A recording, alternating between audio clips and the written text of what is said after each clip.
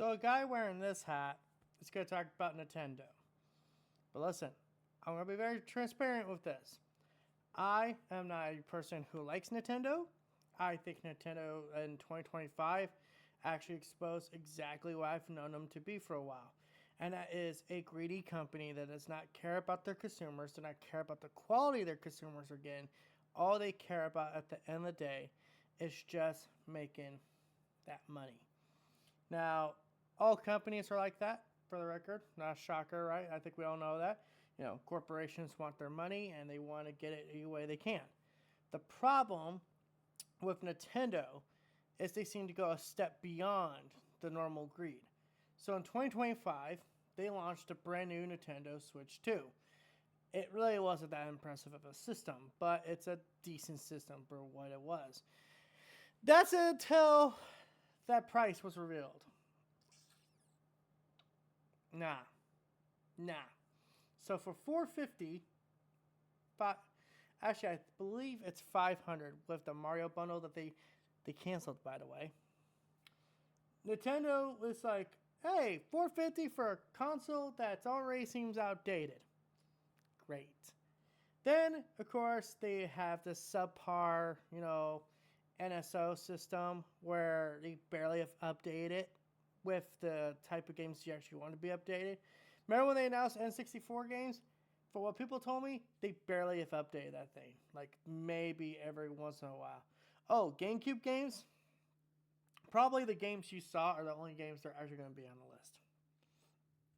Goddamn. Sorry. My nose is fucking flaring up and it's just like, Of course that's a flare up right now, right? But getting back on track. Nintendo is just like 2025, I think was the year that a lot of people, myself included, were just sitting there going, we told you guys. We told you. Their greed is it's insane. They will go to any lengths to protect their IPs. Even to the point they will go out and sue a game just because it's somewhat like one of their games. And of course, this is the case of Power v Pokemon. And I think that whole thing's stupid.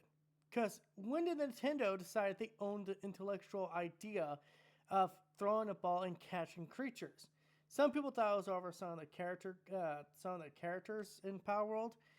I could see the case in some cases, but it's not like you own the actual intellectual property, the idea of creatures with dog faces on two legs. If that's the case, Disney will sue everyone. But that whole Power World situation has exposed exactly how greedy Nintendo is. They want to do the most bare minimum for the Pokemon IP and charge you the maximum amount. This is not even talking about Pokepia and how this is clearly an Animal Crossing ripoff, but because it's their own intellectual property they're ripping off, suddenly people just have not realized the glaring similarities to the point that it kind of shocks me. It kind of shocks me how much people are just letting Pokemon just slip by. And like how just Pokemon ZA is a fucking unmitigated train wreck. And the reason why I say it's a train wreck is not because of performance problems or anything. It's just because it does not look like a game that should be $70. It does not look like a game that should be from the top grossing franchise in the world. It looks like a game that a budget studio made. Power World looks better than this. Okay, Clear Obscure 33, Expedition 33 came out, and for an indie game, looks fucking phenomenal. Baldur's Gate 3 is a indie game. Looks better than any Pokemon game out on the market.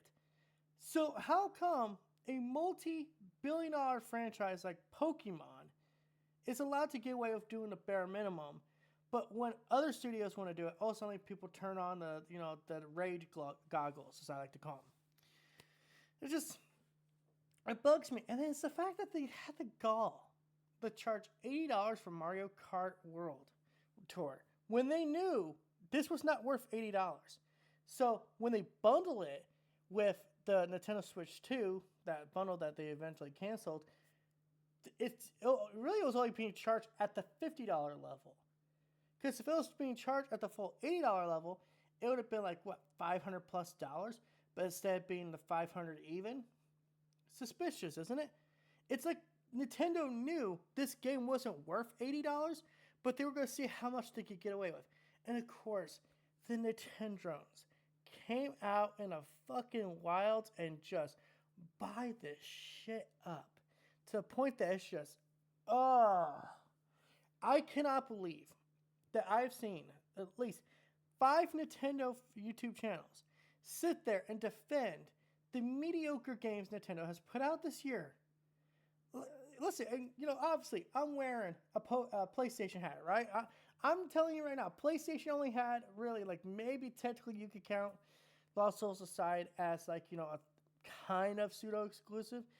I still rather have Death Stranding 2 and Ghost of Yote over what the freaking Nintendo's been putting out. Because at least those actually felt like games worth waiting for. Meanwhile, fucking Mario Kart World Tour, from what I was told, was a mediocre game at best. Donkey Kong Bonanza was a good game. I'll give them that. It even got nominated for Game of the Year. Good for them. Metroid Prime 4, not even close to a Metroid game.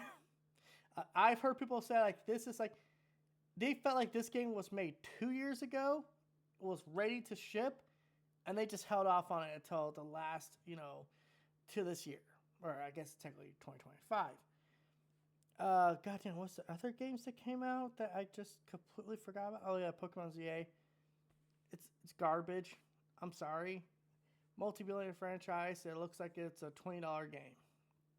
And it's like, PokePS not making it better. B-Thing's making it worse.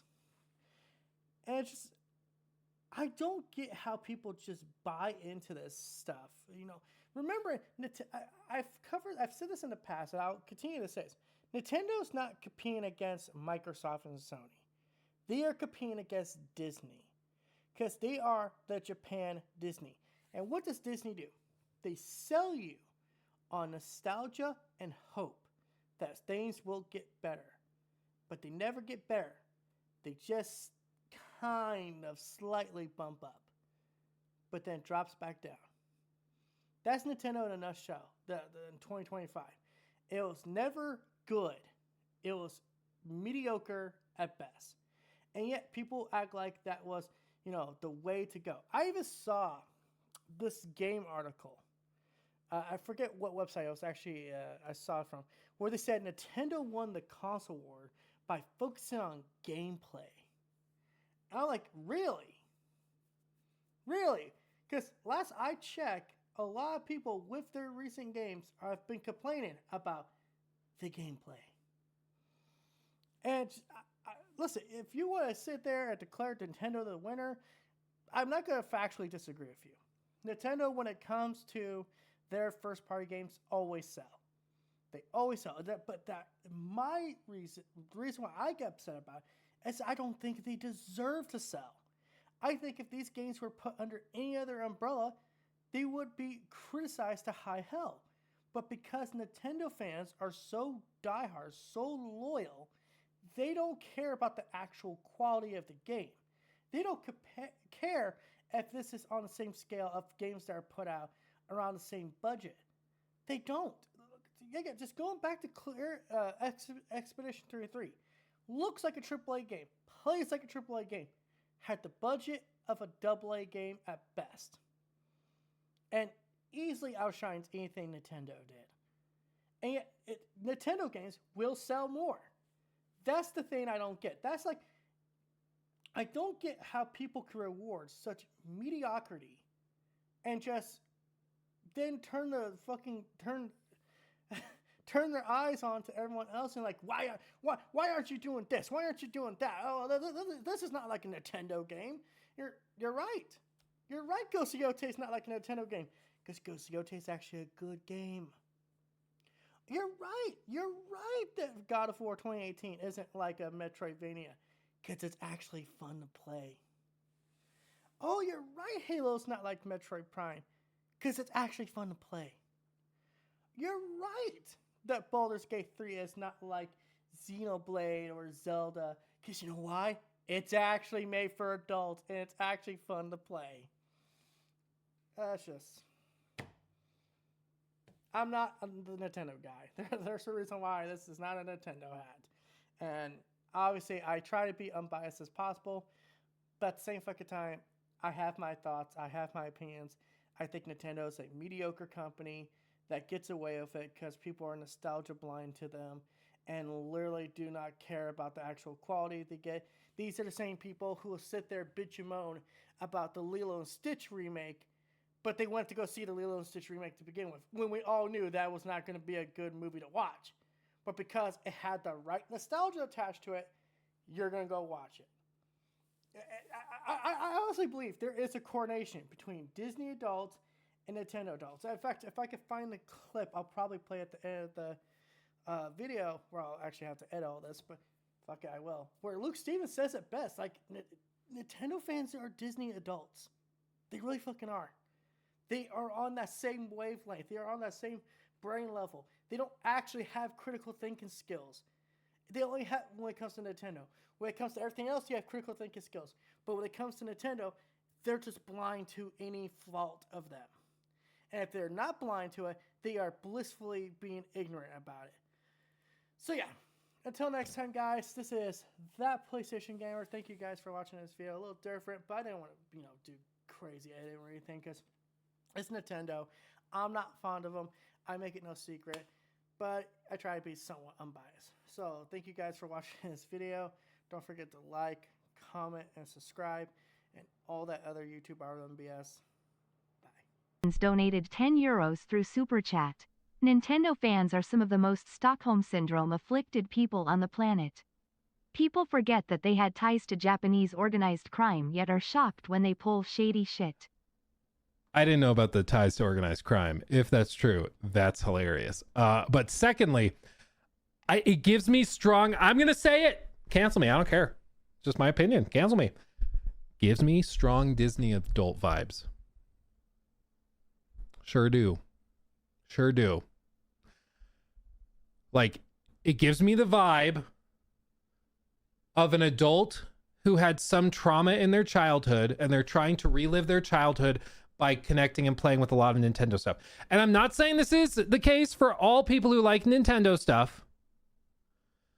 I'm saying for like the hardcore sycophantic types, Disney adult vibes. I said it. Cancel me. I don't care. Cancel me.